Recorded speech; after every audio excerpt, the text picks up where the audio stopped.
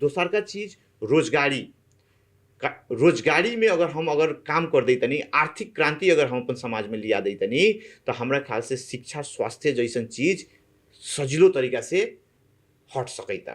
ओकरा बाद कुछ डिजिटल पूर्वाधार के बात हो गेल ना, ई वैदेशिक रोजगार में आदमी अगर जा रहल बा तो ओकरा के हम बढ़िया से यहाँ ट्रेनिंग प्रोवाइड कर देम जो ज़्यादा से ज़्यादा वो लोग जाके कमाओ।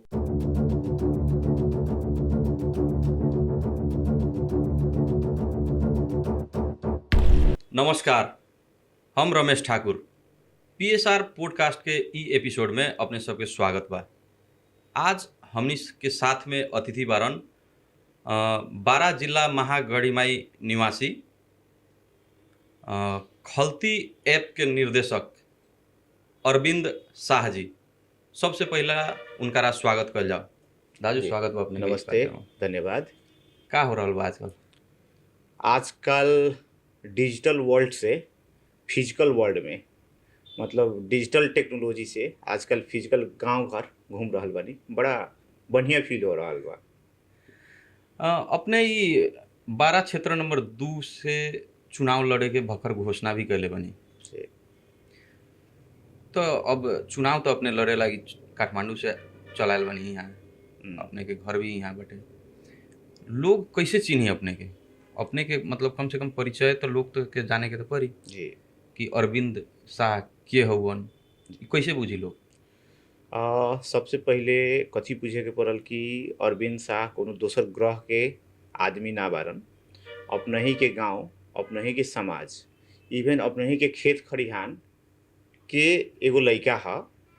अपने के महागढ़ीमाई 12 क्षेत्र नंबर 2 के वार्ड नंबर 7 तिलकुआ हमर घर भेल। हमर बाल्यकाल अपने के 5 क्लास तकले पढ़ाई उहें के स्कूल में भेल।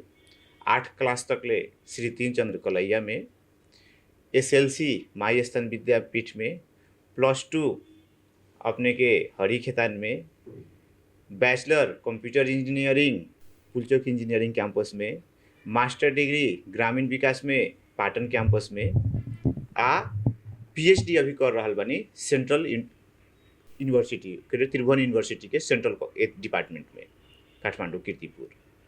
तो अभी हमारे यात्रा पढ़ाई के ये है। आ साथ में जी हम डिजिटल वर्ल्ड के नेपाल के लेल एगो आइकन बानी। वो अपने मुँह से हमरा कहे के पड़ता, काहे कि नेपाल में खल्ती कह के सब आदमी जानलन। आ हम गर्व से कहम कि वो खल्ती के संस्थापक निर्देशक बानी। अपने ही के गांव के आदमी इतना बड़का एप्लीकेशन जो हर आदमी के आजकल मोबाइल में एगो यूजफुल चाहे वाला एगो एप्लीकेशन के रूप में आदमी राख रहा बा। तो ये अपने के जो अभी कहनी खल्ती ऐप के बारे में, ये कहाँ से दिमाग में ऐसा आइडिया आयल? कैसे मतलब ये खल्ती ऐप कैसे बन गई? एक बारे में भी तो कुछ बतावे के पड़ल, लोग जाने के पड़ल। एक बाद में ये खल्ती ऐप से का होखेला? ऐसे कि हमनी के तो अभी जो अपने के क्षेत्र कहीं या हमनी के अपन जिला कहीं लगभग साक्षरता के हिसाब में बहुत पछाड़ी ही बानी हमनी। जितना मतलब उत्तर साइड के से दक्षिण साइड कभी भी हमनी के पछाड़ी ही रही से शिक्षा के क्षेत्र में, राजनीतिक भी वहाँ के उहे लेवल के बटे। तो ये कैसे अपने के दिमाग कहाँ से चल गए, कैसे अपने एकरा के मतलब आगाड़ी बढ़ेनी, एक बारे में थोड़ा। हमार जैसन कहनी है पुलचोक इंजीनियरिंग कैंपस से कंप्यूटर इंजीनियर हम पढ़े तानी। तो 2007 साल में पढ़ाई पास हम तो 2008 में कैले बनी, लेकिन तीसरो वर्ष में कंप्यूटर 4 वर्ष के होकले कोर्स।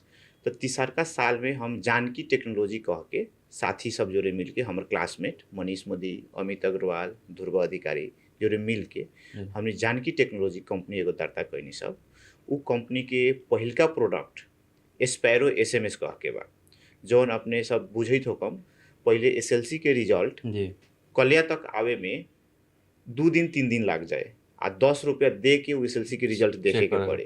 लेकिन हमने 10 सेकेंड में सीधे आदमी मोबाइल में मैसेज करते मतलब रिजल्ट आवे वाला सिस्टम हमने 2009 साल में उहे जानकी टेक्नोलॉजी के माध्यम से हमने सब बनैनी। ओकरा बाद हमने के जौन ई डिजिटल कैरियर जौन बा नेपाल में एक लेवल में स्टेप अप हो गए, एकदम बढ़िया भेल। एकरा बाद हमने सब जब डिजिटल वर्ल्ड में काम करे लगनी तो नेपाल में कथी भेल कि हमने सब बाहर के सर्विस सभी यूज करी। तो बाहर पेपल या बहुत ऐसा का टेक्नोलॉजी सब रहलक जौन ऑनलाइन फंड ट्रांसफर के काम सब होके। तो हमने सोचनी ये चीज़ तो नेपाल में भी वैलिड बा। तो ओकरा बाद 2015 साल से हमनी एमे वर्क करल स्टार्ट कैनी। आ 2017 साल में हमी फॉर्मल जनवरी 28 में खलती जौन हमनी के पॉकेट के कहल जाले जी गोजी के उ खलती हमनी as a digital wallet launch कैनी जो नेपाल राष्ट्र बैंक से एगो लाइसेंस प्राप्त ह। आ आजू के दिन में उ खलती बाई आईएमई कंपनी जौन अपने रेमिटेंस वाला यूज करत रहनी अभी खलती आईएमई मिल के खलती ऐप अभी चल रहल बा। आ ऐसे अपने के 1,27,00,000 से ज़्यादा ग्राहक सब सेवा ले रहल बारन। आ जौन अपने बात कहनी है हमनी के ग्रामीण क्षेत्र में जी तो हालांकि खलती में तो हजारों 5,000 से ज़्यादा सेवा सब बा ऑनलाइन में अपने पैसा सब तीर सकते तनी। लेकिन हमरो गांव एकदम नज़दीके बा कलिया से, लेकिन तैका दुर्गम हमरा बुझाले। लेकिन दुर्गम होते हुए भी अभी कथी बा एगो फायदा कि हर आदमी के हाथ में स्मार्टफोन बा।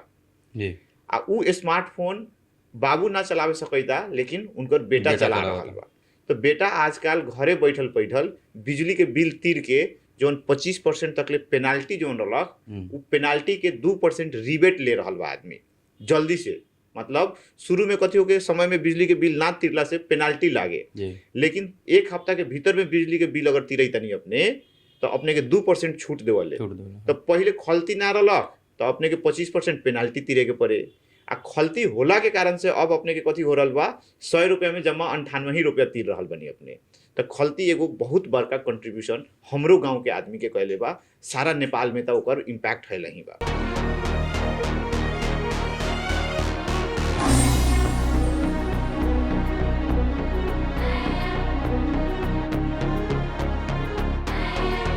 जैसे अभी देखल जाए तो ग्रामीण क्षेत्र में अभी भी अब आदमी तो खूंटा में पैसा बांध के रखेला, लेडीज लोग के देखम तो खूंटा में पैसा बांध के काम करेला। अभी खलती जैसन ऐप जौन ऐप के बारे में हमनी कह रहल बानी कहीं ना कहीं तो प्रविधि से जुड़ल चीज बटे, मगर फिर भी साक्षरता के हिसाब से अगर देखल जाए तो उ सब क्षेत्र में तो बहुत कम बा आदमी।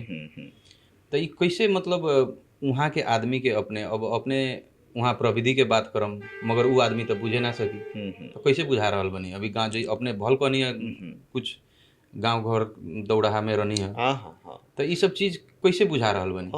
देखो कथी बा कि जब एक बेर हम एगो एक्सपीरियंस सुनाई तनी अपने के बहुत बरस पहले के जब शुरू में मोबाइल आए रहलक तो हम जब मोबाइल से हमार दादा बड़की दादा रहलवा तो हम फोन करत रहनी फुआ के तो कहलवा जे किंग या एलंग से बात करबे तो ओलंग किंग या सुनली कह के।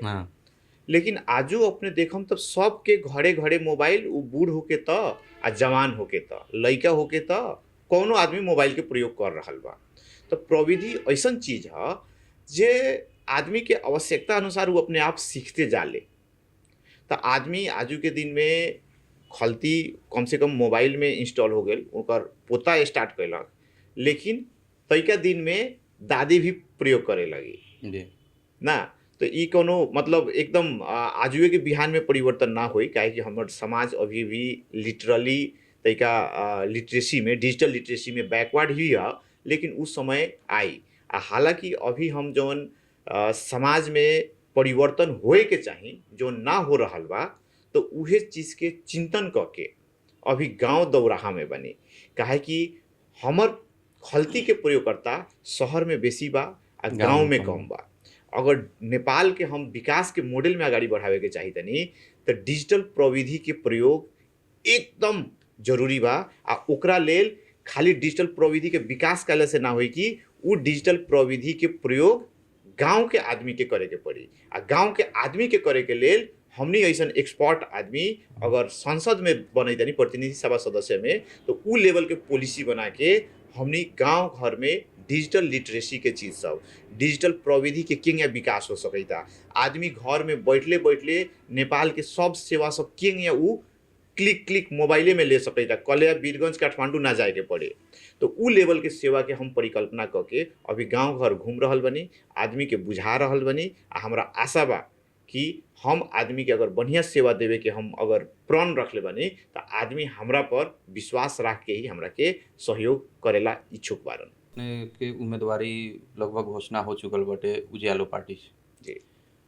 अब जनता तो यहाँ की तो मधेशवादी या नेपाली कांग्रेस, माओवादी, मगर जे एमाले ई सब पार्टी के जी लोग वोट देते आ रहल बाटे। हम्म।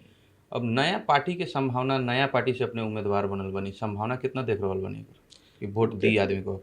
पहिलका चीज त हम अपन गांव अपन समाज के जब देखै तनी तो हमरा गांव समाज में आदमी वोट देवले, लेकिन वो वोट प्राय हम कथी देखनी कि वो आदमी के कैरेक्टर देख के ओकर चरित्र देख के देवले।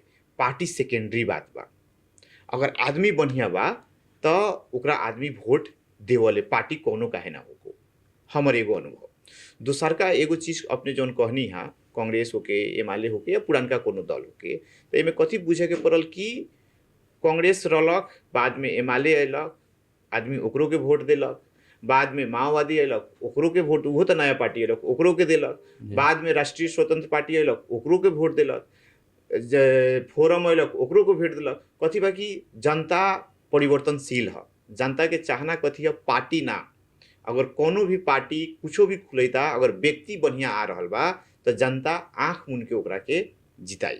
वही से अभी हम उज्यालो नेपाल पार्टी से आयल बनी। पार्टी के कुछ परसेंटेज वोट होकल है, लेकिन उ कथी देखी कि उ पार्टियों कैसन बा, उम्मीदवार कैसन बा, आ उ पार्टी कैसन बा। तो उज्यालो नेपाल पार्टी के जे संस्थापक अभी कहम तो वो एनर्जी सेक्टर के एगो सचिव बारन, आ बैक्ड बाई हमनी के अभी माननीय मंत्री जी बारन कुलमान सिंह, उनकर बैकअप में बारन। उ चीज के शायद अब जल्दी मंत्री पद से राजीनामा दे के अपन अध्यक्षता ग्रहण करीहन ना।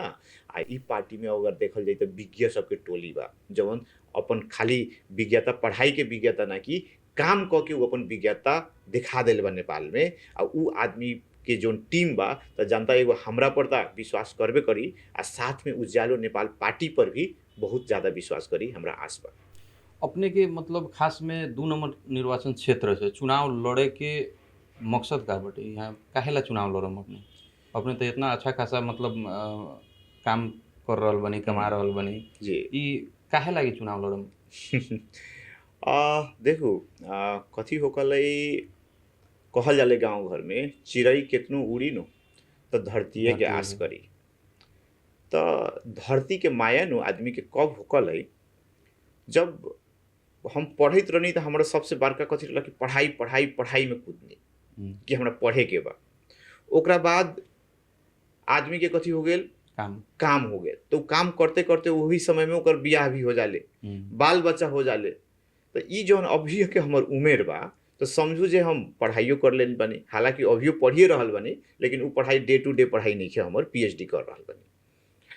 हम काम क के इतना बड़का नाम कमाइए लेल बनी, घर परिवार हमर बाल बच्चा अपने से पढ़े ही लगलक, हमरा अब देखे के नहीं खे।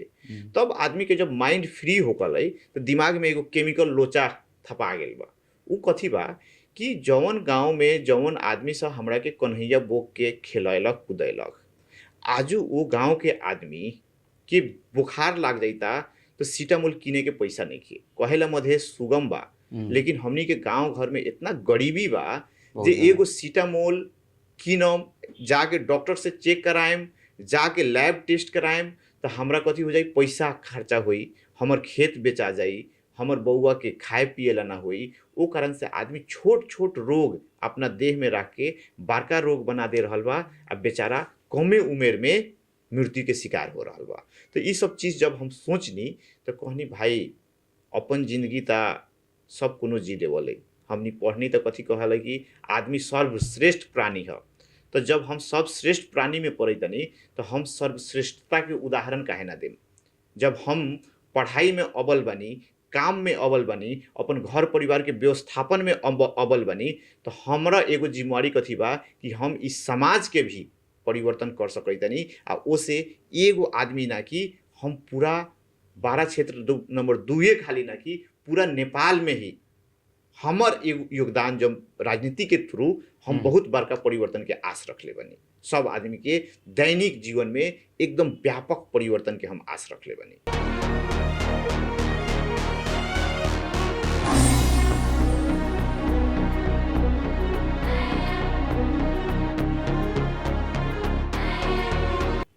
पत्रकार पत्रकार सम्मेलन करके अपन जब उम्मीदवारी घोषणा कैनी, ओमे मुख्य 3 गो एजेंडा लगभग अपन पेश कैनी कि हम मतलब चुनाव जीतम तो ई करम। जी खास करके उ 3 गो एजेंडा सबके विषय में अगर हमनी बात करल जाए तो एगो पहिलका नंबर में अपने बॉर्डर छेउ-छाउ में बैठे वाला आदमी के जी बॉर्डर कार्ड के मतलब विशेष कार्ड के व्यवस्था करम कह के कहले रहनी। हम्म।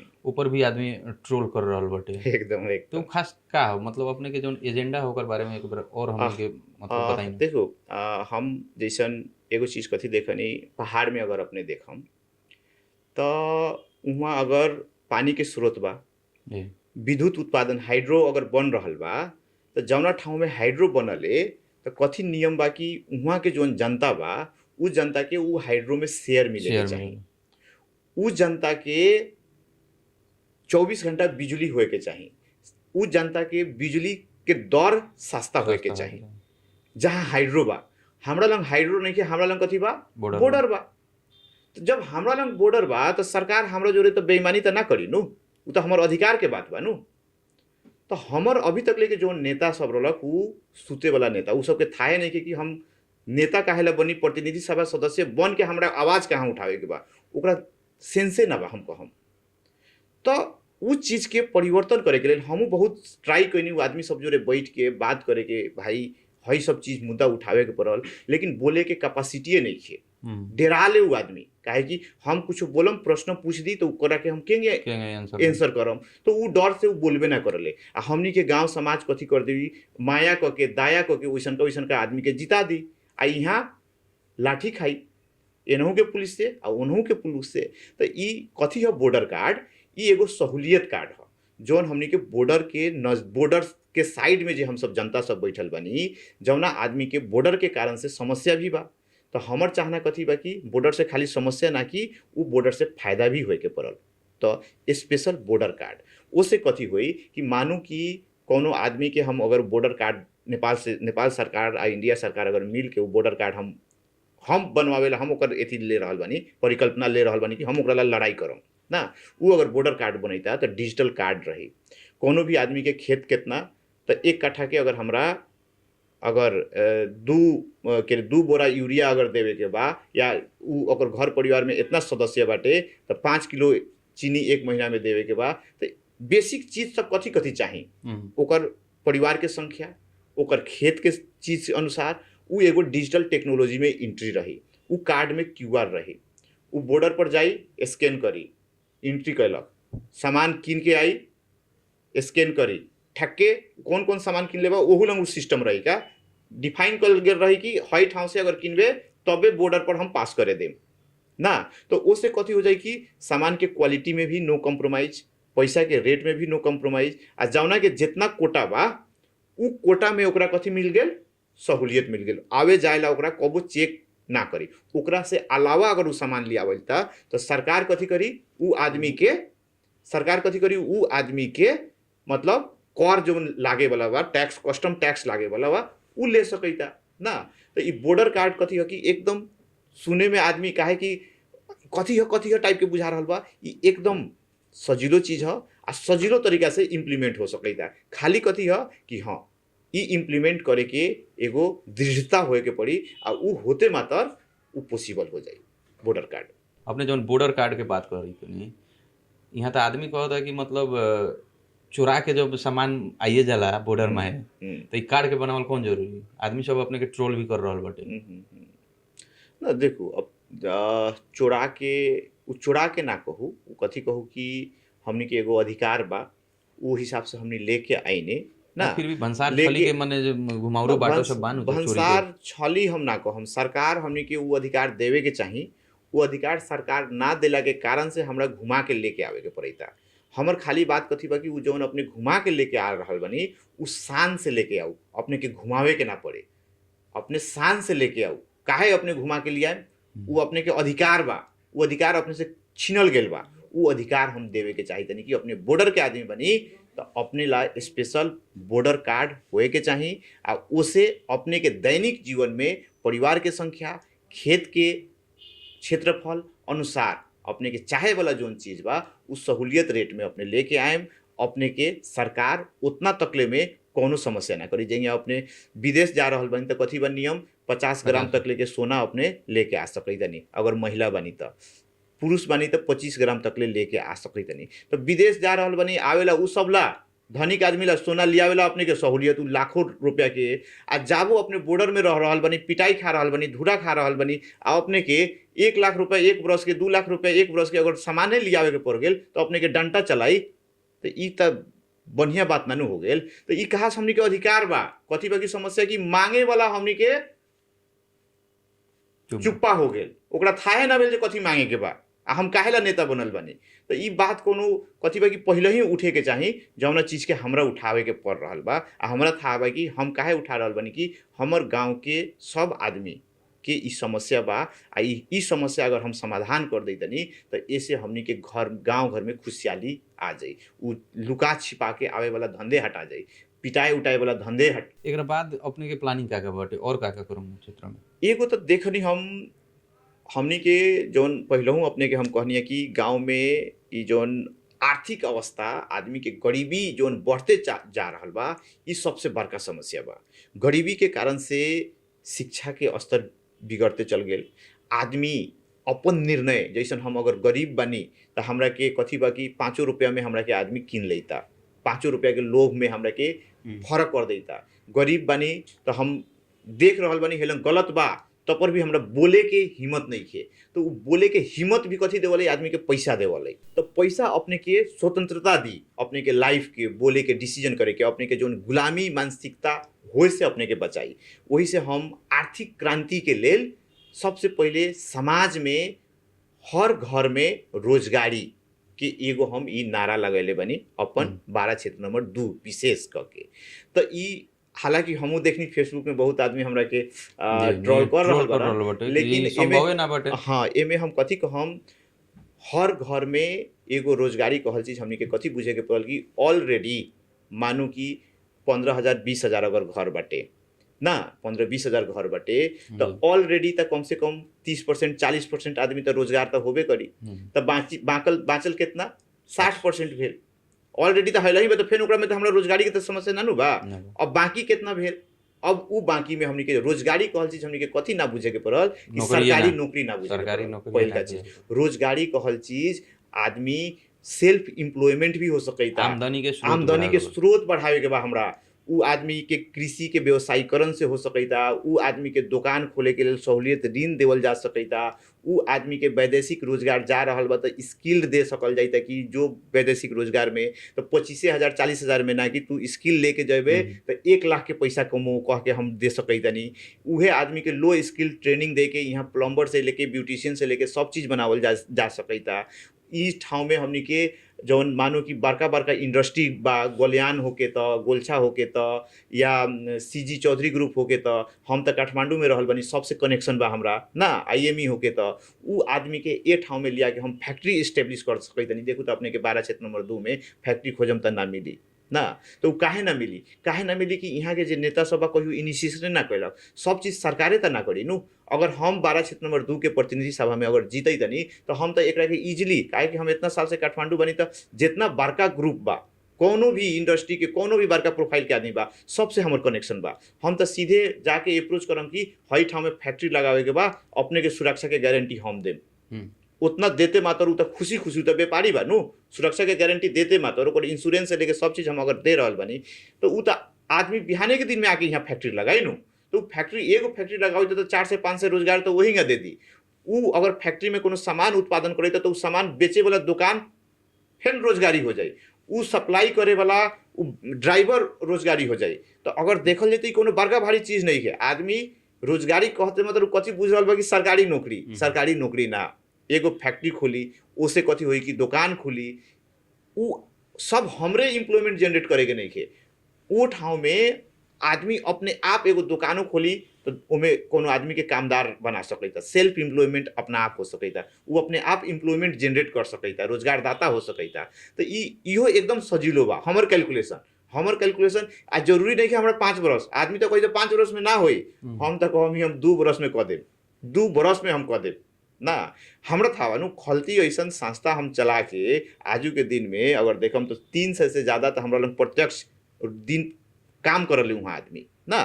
ऊपर से खलती प्रयोग करके 1 लाख दुकान कम से कम 8,000 से 15,000 तक ले पैसा कमा ले। अब घरे कौनो भी पहले कथी रहे अपने के फ्लाइट के टिकट काटे के पड़े तो अपने कौन लग जाई, साइबर वाला साइबर वाला में ना जाई, अपने फ्लाइट के टिकट काटे वाला पहले एजेंसी हो गई उहे खाली काटे, यहाँ साइबर काटे उ माने बाद में अपने बाद में जब खलती ऐसा एप्लीकेशन आ गेल नु तब ना। तो पहले कथी हो गए कि ई सब चीज के फ्लाइट के टिकट ट्रैवल एंड टूर वाला कंपनी रही उ सब खाली काटते। लेकिन अभी तक कथी हो गेल कोनो दुकानदार अपने काट सके थे फ्लाइट के टिकट, एगो फ्लाइट के टिकट काटी 200 रुपया ओकरा फायदा मिली ना। बिजली के बिल कोनो के तीर देता 20 रुपया उससे फायदा मिली ना। रिचार्ज कर देता 5 रुपया 3 रुपया उससे फायदा मिली। कोनो के मतलब ऐसा का सर्विस दे के उ 2 रुपया 5 रुपया 10 रुपया वो अपन पैसा के री इन्वेस्टमेंट करके उ तब महीना के 10,000 15,000 अगर कमा लेता तो ओकरा के तो रोजगारिये न कहल जाई ना। तो उ तो खास इजी है, खास आदमी ना बुझ रहा बा।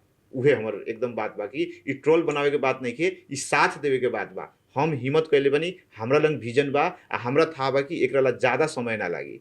2 बरस खाली हमरा के अभी के चुनाव में हमरा के सहयोग करू आ 2 बरस में अपने चमत्कार देखू आ तब साथ में हमनी सब कोनो मिल के ताली बजावल जाई।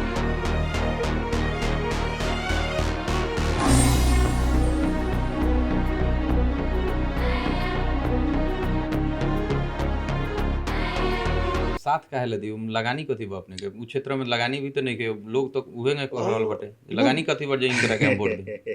देखू लगानी हमर लगानी देखम तो हमर बहुत बड़का लगानी बा। यहाँ के अगर नेता सोचित हुई गांव घर में हम कोनो के हॉस्पिटल ले जाइने उ यहाँ लगानी तो बा। प्रहरी चौकी में जाके झगड़ा फरियादी उन नेता चाहिए यहाँ के लोग के। उहे हमनी के समस्या कथी बा कि पहले उहे नेता झगड़ा लगाई आ उहे नेता झगड़ा छोड़वाई। हाँ। तो हमनी के गांव समाज कथी हो गेल बा कि उ झगड़ा लगावे वाला नेता आ झगड़ा छुड़ावे वाला नेता उहे नेता जोरे फंस गेल बा। हमर चाहना तो ऐसन समाज के हमरा निर्माण करे के बा जहाँ झगड़ा होकबे ना करे। हमर समाज ऐसन बनावे के बा सब आदमी समझू जे रोजगारी में अपन पैसा कमाए में अगर लाग जाई ताटे तो कोनो के फुर्सत बा झगड़ा करे के ना करी नु, उ तो अपन काम करी नु। देखम अपने गांव में झगड़ा कौना के होकले, सबसे फुर्सत वाला आदमी जब से फुर्सतवा आदमी के झगड़ा होकले। जौन आदमी काम जौन मानू कि हमरा गांव में देखनी हम दूध जौन आदमी कलेक्शन करले बेचारा सवेरे उठले साइकिल से आ दूध कलेक्शन करके कलिया लियावले दूध पुगावले दिन के 1000 रुपया 2000 रुपया कमा लेवले आ ऊपर से जाई आराम करी रात में खाई सूती। ओकरा कोनो से झगड़ा ना होई। झगड़ा कौना के होई बेकाम आदमी के। सब के अगर हम काम दिवा दैतनी ओ ठाव में हम के रे कथी कहले शिक्षा के निमन व्यवस्था कर दैतनी, स्वास्थ्य के निमन व्यवस्था कर दैतनी, पुलिस प्रशासन सबके हम डिजिटल ट्रांसपेरेंसी डिजिटल टेक्नोलॉजी से हम जोड़ दैतनी तो आदमी के दोसर का आदमी बिचौलिया चाहबे ना करी। बिचौलिया उ नेता ना हो, बिचौलिया है खास। अब आदमी उ बिचौलिया के नेता मान लेल बा। समस्या उ बा उ समस्या के समाधान नहीं के करई, उ समस्या के औरी बढ़ा रहल बा आ आदमी के घुमा रहल बा। वही से हमर कंट्रीब्यूशन अगर अपने देखम तो जैसन खलती से 1,27,00,000 अपना मोबाइल में अगर चला रहल बा उ सबसे बड़का कंट्रीब्यूशन बा। हमर कंट्रीब्यूशन देखम तो हमरा जैसन खलती में आदमी कथी कहले कौगरा के जागीर दे देला। भाई हमनी कैसन आदमी बानी, तोहरा लंग सक्षम तोहरा लंग क्षमता बा, खलती खुलल बा तोहरा ला। तोहरा लंग क्षमता नहीं खे तो खलती तोहरा ला बंद बा, काहे कि उ क्षमतावान बा। जबरदस्ती हम कोनो आदमी के उलंग ले जाके ध देब तो उ हम प्राइवेट कंपनी बानी नु, हमरा के कर सरकार मतलब दोसर कोनो कमा के हमरा ग्राम देवले। हमरा लंग जवन आदमी काम करले वही से उ कंपनी चली, वही से उ सैलरी होई नु। आदमी के सहूलियत या उ चीज सरकार के काम हो ना। तो अगर हम सरकार में होई तनी तो हमर काम बा कि अपने के समतामूलक समाज बनावे के लिए हम कथी कंट्रीब्यूशन कर सकते हैं उ चीज़ हमारा। अभी खलती एगो प्राइवेट कंपनी है, उ क्षमता पर विश्वास करी, अपने लंग क्षमता बा। खलती कौनो समुदाय के काहे ना होको, कौनो ठाव के काहे ना होको, उ ओपन बा। लेकिन हाँ हमर समाज प्रति के उत्तरदायित्व बा। वही से हम बीरगंज में सिंप्लीफाई IT खोलनी जे कोनो आदमी के इंटर्नशिप चाहिए जागीर चाहिए तो ये हमर नज़दीक के ठाव बा, आदमी जाके उलंग काम करल जा सकता ना।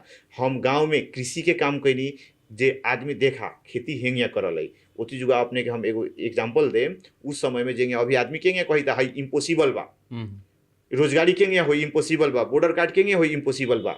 हम जब खेती करे आयल रहनी ओती जुगा आदमी के कथी कहनी देखा कुआर कार्तिक महीना में या कार्तिक महीना में छठ के बेरी गोभी के भाव इतना महंगा बा, तो हमनी के अगर गोभी के भाव उती जुगा गोभी बेचे के बा तो उससे 3 महीना पहले हमनी के बिया उमारे के बा। तो लोग कथी कहे ओ समय में तो हई मौसम हईसन का रही बिया उमरबे ना करी, लेकिन हम ओकरा के कथी कहनी कि उ बिया उमारे के लेल जो एनवायरमेंट चाहिए, वातावरण चाहिए, इतना टेम्परेचर चाहिए, पानी ना पड़े के पड़ल या के बेसी ठंडा ना पड़े के पड़ल, बेसी घाम ना लागे के पड़ल, तो हमनी कथी कहनी वैसन का पोली हाउस बनैनी आ ओकरा भीतर बिया उमार के आ कोभी उमार के देखैनी, करैला उमार के देखैनी। तो ओसे कथी हो गेल कि आदमी विश्वास करे साँचो हो जाई कह के। तो कथी बा कि हमनी के समाज में करे से पहले ही शुरू में कहल जे ना होई कह के, लेकिन कह देला के बाद बहुत आदमी बेमौसमी तरकारी उत्पादन क के भी हमारा गांव में बेचलक ना। तो इम्पॉसिबल कोनो चीज नहीं है, अगर हम ट्राई करे तनी तो हो जाई। आ समाज के लेल हम मतलब समाज के लेल, हमरे समाज के लेल ना पूरा देश के लेल खलती ऐसा एप्लीकेशन बना के रोजगारी के सृजना करे बनी। सब आदमी आज घरे बैठल बैठल अपन मोबाइल से सब चीज़ कर रहा बा। गांव घर में रोड के काम करवैले बनी, कृषि के काम करवैले बनी, सुरक्षा के लेल नहर पर के बार लगवैले बनी। साथ में यहाँ के जौन जनप्रतिनिधि सब बारन, जनप्रतिनिधि सब जोड़े मिल के कुछ बेटर करल जाओ कह के ट्राई कैनी, लेकिन हमरा लंग पावर ना होला के कारण से हमरा के जनप्रतिनिधि वैल्यू तैको ना देलक।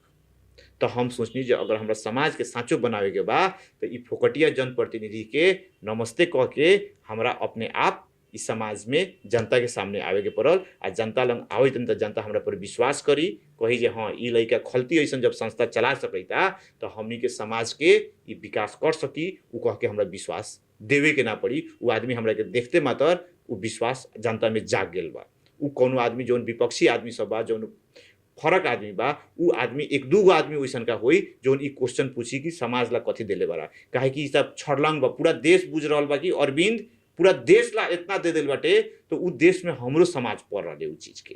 अब अपने के क्षेत्र में खास करके समस्या सब कथी कथी बा, अगर टू दी पॉइंट बोलल जाए जे का समस्या देखी नहीं? हमर क्षेत्र में हम तो समस्या के भंडार सबसे बड़का देखनी। सबसे बड़का समस्या हम कथी देखनी कि जब हम लड़का रही, हमरा याद बा हमर गांव में फरक फरक टोल बा, मुसहरी टोल में कबो आगी लाग जाए तो हम बाल्टीन लेके मुसहरी टोल, हम ये ना पूरा गांव बाल्टीन लेके मुसहरी टोल में आगी मुझावे चल जाए। आ अभी के कथी हो गेल बा, हमरा घर के साइड में अगर कोनो के आगी लाग जाता तो भाग जड़े दे भले नु लाग गेल। तो हमर समाज के सबसे बड़का समस्या कथी बा कि नेता सब समाज के इतना तूर देले बा, जात के नाम पर, धर्म के नाम पर, पैसा के नाम पर, पार्टी के नाम पर, कि हमर समाज अब समाज ना रह गेल। उस समाज एकता वाला समाज ना हो गेल। उस समाज के इतना खराब तरीका से ओकरा के ब्रेक डाउन कर देले बा, नैतिकता ही नहीं, नैतिकता ही बिगाड़ देले बा उस समाज में ना। तो हमर सबसे बड़का समाज में हम कथी समस्या देख रहल बनी कि इस सामाजिक सद्भाव जौन बिगड़ले बा, उस सामाजिक सद्भाव के सही ठाव में लियावल जरूरी बा। आदमी के आदमी से प्रेम के जौन गैप हो गेल बा, उ गैप खाडल के पूरे के पड़ल, जो दूरी बा उ दूरी के घटावे के पड़ल। ई पहिल का चीज करम। दोसर का चीज रोजगारी। रोजगारी में अगर काम कर दी तनी, आर्थिक क्रांति अगर हम अपन समाज में लिया दी तनी, तो हमरा ख्याल से शिक्षा स्वास्थ्य जैसन चीज सजिलो तरीका से हट सकता। ओकरा बाद कुछ डिजिटल पूर्वाधार के बात हो गेल ना। ई वैदेशिक रोजगार में आदमी अगर जा रहल बा तो ओकरा के हम बढ़िया से यहाँ ट्रेनिंग प्रोवाइड कर देम, जो ज़्यादा से ज़्यादा वो लोग जाके कमाओ ना। उ आदमी अगर पैसा भी पेठा रहल बा तो उ पैसा के लगानी कथी ठाव में हो सकता, पैसा से पैसा कमाल जाले, तो वो ठाव में हमनी सब एडवाइजरी के सहयोग करम ना। ओकरा बाद हमर समाज में इंडस्ट्री कोनो एको गो इंडस्ट्री नहीं के, इंडस्ट्री के लगानी करल जाई। बॉर्डर साइड के जौन समस्या बा उ सबसे बड़का समस्या हम देखे तनी, ओकरा के हम समाधान करम। तो ई आदमी के हमर चीज कथी है कि जन जीवन से जोड़ल चीज के हम फर्स्ट प्रायोरिटी देम। एमे साथ में एगो हम भल गांव में जाइत रहनी तो हम कथी देखनी, रोड बनल रहलक आ रोड पर कथी रहलक, आदमी दामैत रहलक, धान दौनी करैत रहलक। तो दौनी बेचारा के ओकरा चाही दौनी करे के ठाव, तो हमनी कथी करम, मतलब खेल कूद के लेल बड़का ग्राउंड बनावेला बात उठाएम।